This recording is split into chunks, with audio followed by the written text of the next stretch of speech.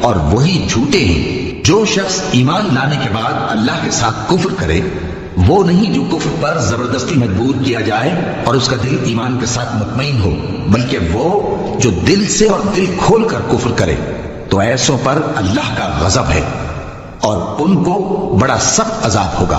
یہ اس لیے کہ انہوں نے دنیا کی زندگی کو آخرت کے مقابلے میں عزیز تر رکھا، اور اس لیے کہ اللہ کافر لوگوں کو ہدایت نہیں دیتا۔ یہی لوگ ہیں جن کے دلوں پر اور کانوں پر اور آنکھوں پر اللہ نے مہر لگا رکھی ہے، اور یہی غفلت میں پڑے ہوئے ہیں۔ کچھ شک نہیں کہ آخرت میں یہی لوگ خسارہ پانے والے ہوں گے۔ پھر جن لوگوں نے ایذائیں اٹھانے کے بعد ترک وطن کیا، پھر جہاد کیا اور ثابت قدم رہے، تمہارا پروردگار ان کو بے شک ان آزمائشوں کے بعد بخشنے والا ہے، رحمت کرنے والا ہے۔ جس دن ہر شخص اپنی طرف سے جھگڑا کرنے آئے گا اور ہر شخص کو اس کے اعمال کا پورا بدلہ دیا جائے